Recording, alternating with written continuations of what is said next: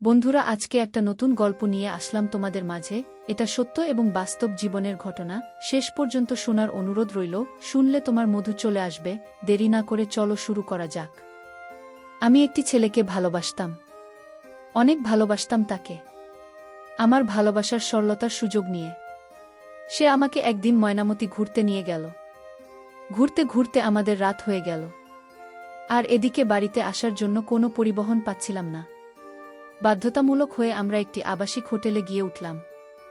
আবাসিক হোটেলে আমরা রাতে খাওয়া দাওয়ার পর দুজনে গল্প করতে শুরু করলাম। আমি তাকে বিশ্বাস করতাম। সে আমার একটা ভালো বন্ধু ছিল বটে, কিন্তু গল্প করতে করতে কখন যে দুজনে ঘুমিয়ে পড়লাম তা টেরই পেলাম না।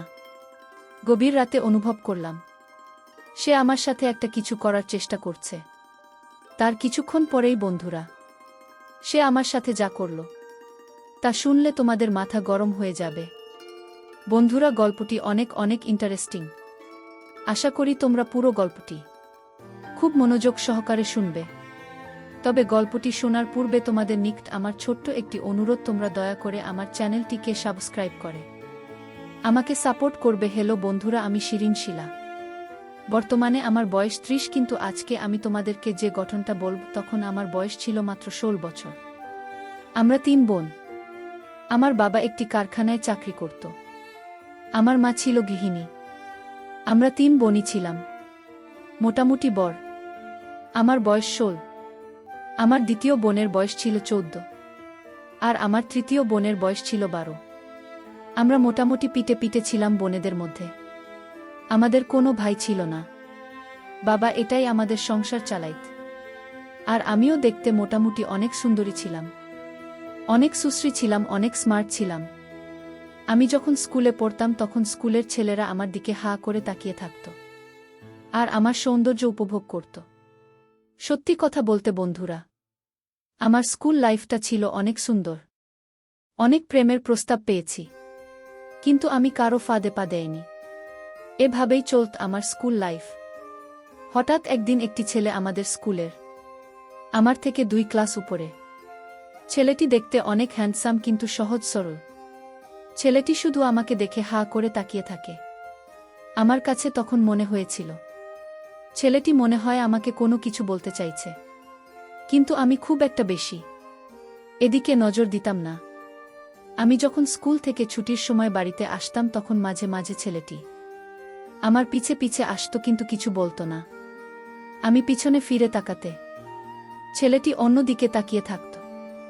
আমার কাছে কেন জানি মনে হয়েছিল ছেলেটি আমাকে কিছু বলার চেষ্টা করছে। আমার যেহেতু কোনো ক্ষতি করছে না, তাই আমি ছেলেটিকে কিছু বলছি না। এভাবেই ছেলেটি প্রায় 1 থেকে 2 মাস আমার পিছু পিছু আসে আর আমাকে কিছু বলার চেষ্টা করে, কিন্তু আমি কোনো সুযোগ দিচ্ছিলাম না। একদিন ছেলেটি আমার নাম ধরে ডাক দিল, বসিলা, তোমার সাথে আমার কিছু কথা আছে। দয়া করে তুমি আমাকে একটু সময় দিবে।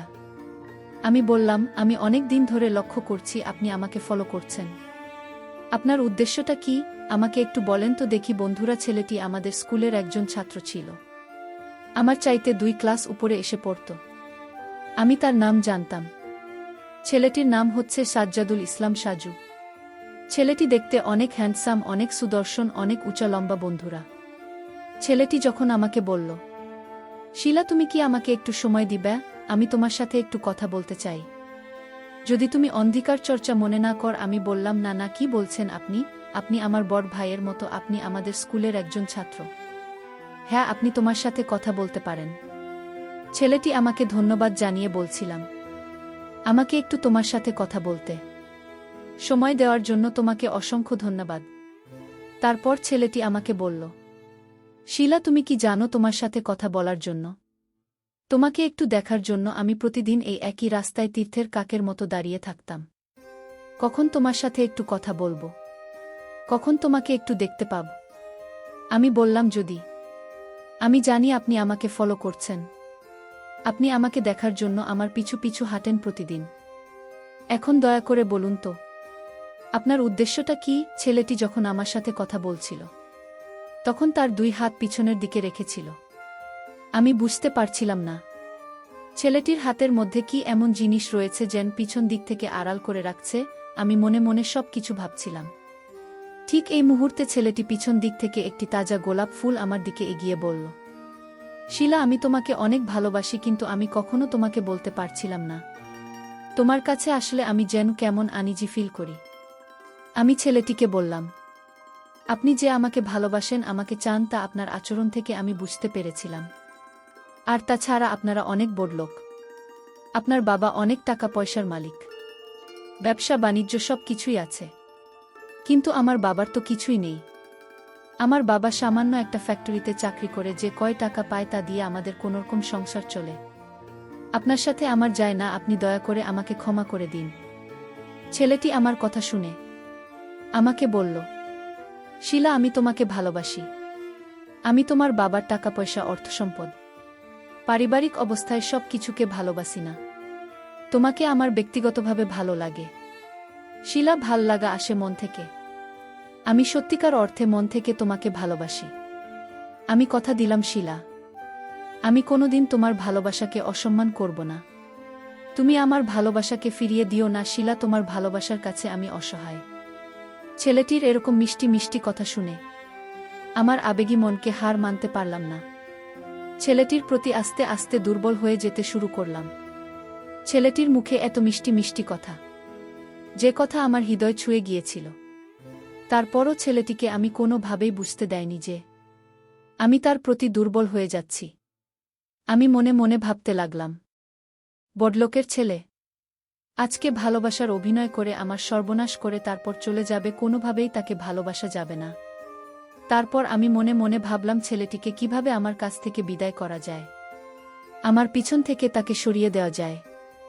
মনে মনে চিন্তা করতে লাগলাম এমন কিছু করতে হবে যাতে তার মনে কষ্ট না পায়, আর এমনিতেই সে আমার কাছ থেকে সরে যায়।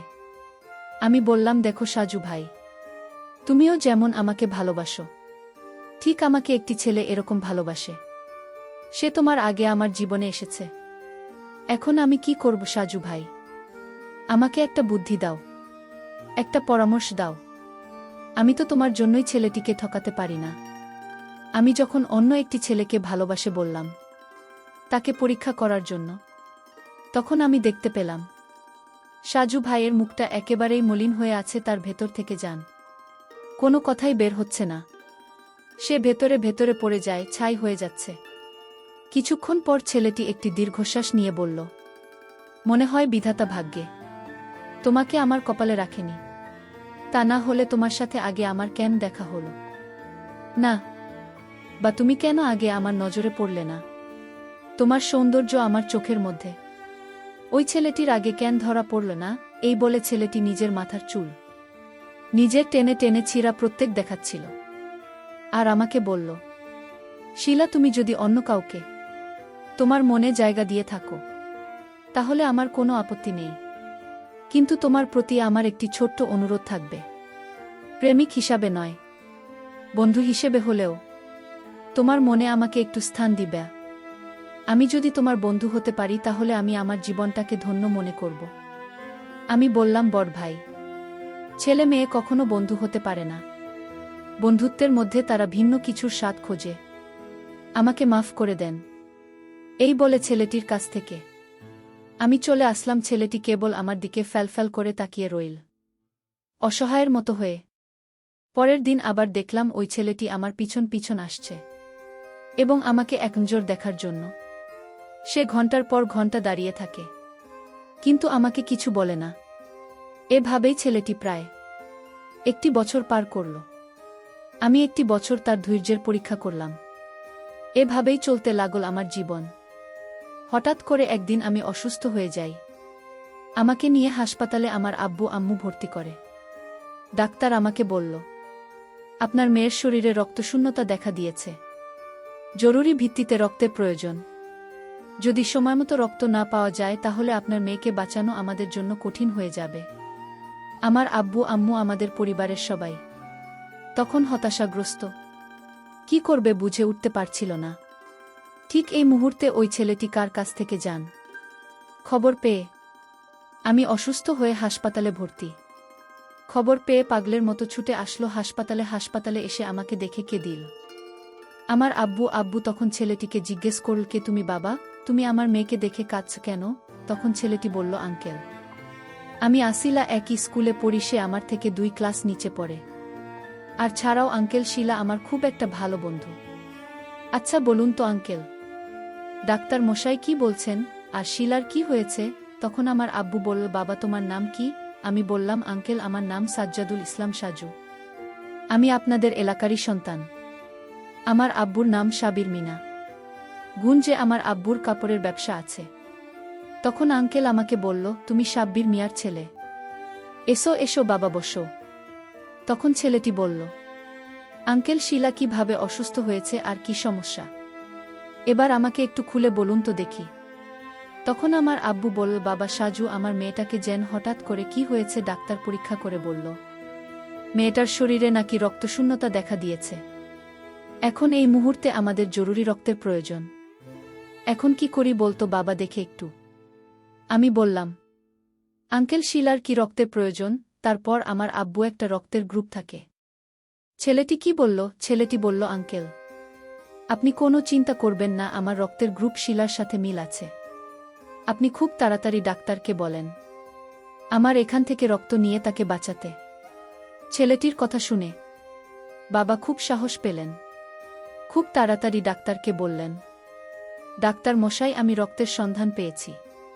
আপনি ওই ছেলেটির কাছ থেকে খুব দ্রুত রক্ত নিয়ে আমার মেয়েটিকে বাঁচান। তারপর ডাক্তার মশাই ওই ছেলেটির কাছ থেকে রক্ত নিয়ে আমাকে বাঁচালেন। আমি খুব অদ্ভুতভাবে চিন্তা করতে লাগলাম যে কতটুকু মহৎ হলে একটা মানুষ নির্দ্বিধায় একটা মানুষের জন্য রক্ত দিতে পারে। ছেলেটির প্রতি আস্তে আস্তে আমি দুর্বল হয়ে যেতে শুরু করলাম। আর মনে মনে আমি খুব অনুশোচনায় ভুগছিলাম। কারণ ছেলেটি 1 মাস 2 মাস নয়, পুরো 22 বছর আমার পেছনে ঘুরঘুর করছে। কতই না কষ্ট পেয়েছি, কতই না কষ্ট আমি তাকে দিয়েছি। অথচ ছেলেটি আমাকে সত্যিকার অর্থে ভালোবাসে। যে ভালোবাসার প্রতিদান স্বরূপ আমি আজকে পেয়েছি, তার জীবনের রক্তবিন্দু দিয়ে সে আমাকে বাঁচিয়েছে। এসব ভাবতে ভাবতে নিজের প্রতি ঘৃণা করতে শুরু করলাম যে একজন এত ভালো মানুষকে কিভাবে আমি এত কষ্ট দিতে পারলাম। তারপর ছেলেটির প্রতি আমি আস্তে আস্তে ভালোবাসার বন্ধনে আবদ্ধ হতে শুরু করলাম। সে আমাকে অনেক ভালোবাসত, বিদেশে আমার জন্য অনেক কিছু করেছিল। একদিন ছেলেটিকে আমার সমস্ত কষ্ট সবকিছু তার কাছে শেয়ার করলাম। বললাম যে এতদিন আমি তোমাকে যে অভিনয়টা করেছিলাম, সত্যিকার অর্থে আমার তেমন কোনো ভালোবাসার মানুষ ছিল না। আপনি বড়লোকের ছেলে, যে জন্য আপনাকে আমি সবসময় ইগনোর করতাম, সবসময় আমি তোমার কাছ থেকে দূরে থাকতাম। কারণ বড়লোকের ছেলেরা ভাল হয় না। আমার এক বান্ধবী বড়লোকের ছেলের সাথে প্রেম করত, তারপর তার সর্বনাশ করে চলে গিয়েছে। সেই থেকে আমার সমস্ত বড়লোকের ছেলেদের প্রতি ঘৃণা জন্মেছে। কিন্তু এখন আমি বুঝতে পেরেছি যে সমস্ত বড়লোকের ছেলেরা খারাপ হয় না। কিছু কিছু বড়লোকের ছেলেরা অনেক ভালো হয়, যার বাস্তব উদাহরণ আপনি নিজে। আপনাকে ভালোবাসতে আমার আর কোনো আপত্তি নেই। সে আমার ভালোবাসা পেয়ে মনে হলো সংঘাতে পেয়েছে। সে খুব উৎফুল্লিত হয়ে তার আবেগ প্রকাশ করতে লাগল। এভাবে তার সাথে আমার প্রেম শুরু হয়ে গেল।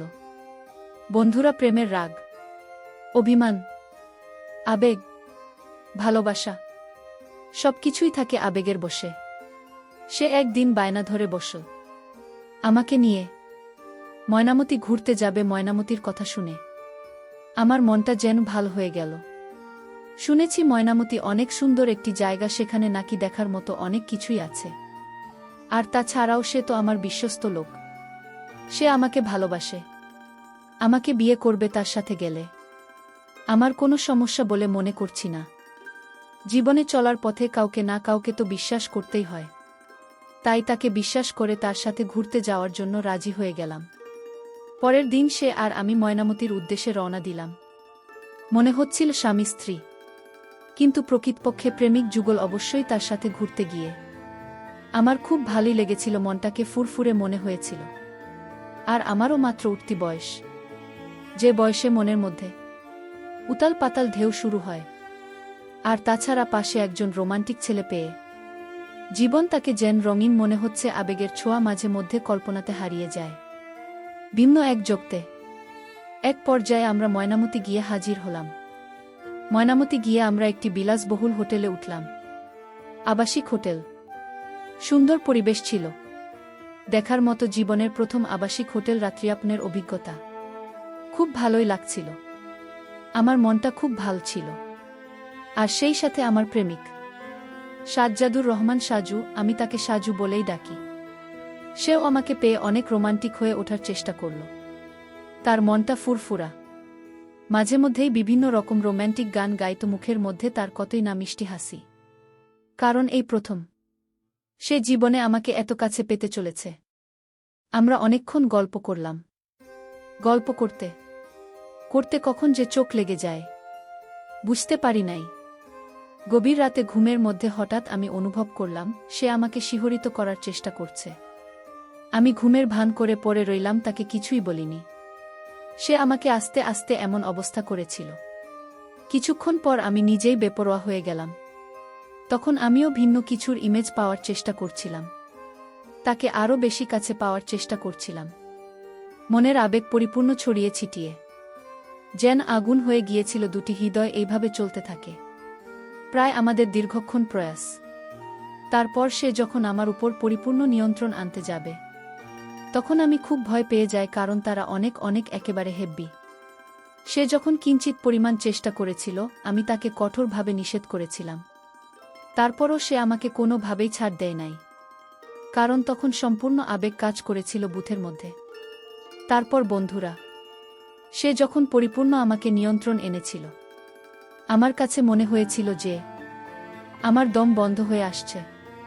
যদিও প্রথম প্রথম অনেকটাই কষ্ট পেয়েছিলাম, কিন্তু পরে আসল স্বাদ পেয়েছিলাম, যে স্বাদ হয়তো পৃথিবীতে খুব কমই হয়ে থাকে। সৃষ্টি জগতে কবি সাহিত্যিকেরা বলেন এটাই নাকি বিধাতার দেওয়া শ্রেষ্ঠ অমৃত, যার কারণে যুগ যুগ ধরে প্রেমিক যুগল তীর্থের কাকের মত হাহাকার হয়ে হাজার হাজার প্রহর গুনতে থাকে। বন্ধুরা, আমাদের অবস্থাও ঠিক তাই হয়েছিল। এর কিছুদিন পরে আমার আর ওর সাথে বিয়ে হয়ে যায়। বিয়ের পর আমরা প্রতিদিনই আমাদের হ্যাপি মুহূর্ত কাটাতাম। বন্ধুরা, এখন আমরা খুব ভালোই আছি, খুব সুখে আছি। তোমরা সকলেই আমাদের জন্য দোয়া করবেন। বন্ধুরা, আজকে এই পর্যন্তই। আবারও আসব তোমাদের মধ্যে নতুন কোনো ভিডিও নিয়ে। ভিডিওটি যদি তোমাদের ভালো লাগে তাহলে একটি লাইক দাও। প্রতিদিন আমি তোমাদেরকে একটা করে নতুন গল্প উপহার দিব, তাই তোমাদেরকে অনুরোধ করে বলছি, তোমরা যদি এরকম ধরনের ইন্টারেস্টিং গল্প পেতে চাও তাহলে দয়া করে আমার চ্যানেলটি সাবস্ক্রাইব করো। পরিশেষে তোমাদের সকলের সুস্বাস্থ্য কামনা করি। ভিডিওটি দেখার জন্য তোমাদের সকলকে অসংখ্য ধন্যবাদ।